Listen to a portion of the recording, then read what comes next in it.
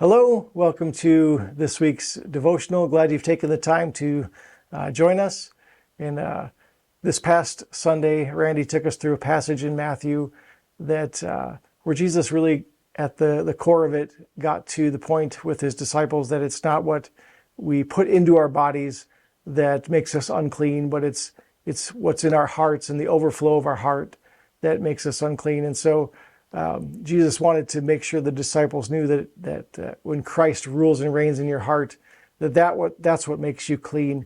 It's not what we put in our mouths, because that's just discharged.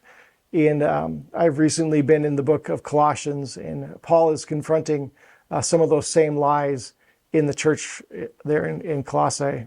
And some of those things that teachers were saying, you need to add, Christ isn't enough. And you need to add this ritual, this behavior, this action, don't touch this, and so on and so forth, in order to be godly, in order for God to love you. And so Paul is combating that lie, much as Jesus was confronting the hypocrites in the passage in Matthew. And this is the way Paul writes it here in Colossians, the end of chapter 2, the beginning of chapter 3. If you died with Christ to the elements of this world, why do you live as if you still belong to the world? Why do you submit to regulations? All these regulations refer to what is destined to perish by being used up. They are human commands and doctrines. Although these have a reputation for wisdom by promoting self-made religion, false humility, and severe treatment of the body, they are not of any value in curbing self-indulgence. So, if you have been raised with Christ, seek the things above, where Christ is seated at the right hand of God. Set your minds on things above, not on earthly things. For you died, and your life is hidden with Christ in God. When Christ, who is your life, appears, then you also will appear with him in glory. So Paul simply reminds the Colossian church that Christ is enough. And if you have been crucified with Christ, Christ is now in you. And that is what needs to overflow out of your life. That is a new heart in him. This past Sunday, we sang a song called In Christ Alone.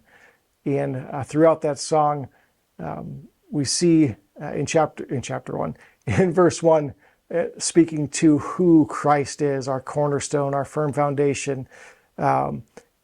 He's our living hope. And all these things are who Christ is. And in verses 2 and 3, we see what Christ has done. That Christ, he took on flesh. That he died on the cross to satisfy the wrath of God. That he was in the ground and he rose from the grave victoriously, conquering sin and death. In verse 4, the final verse, we see how that truth applies to our own lives if we have placed our faith in Christ. That there's no fear in death, no guilt in life. This is the power of Christ in me. And so we're reminded that we don't need to add to the gospel, that Christ and Christ alone is enough.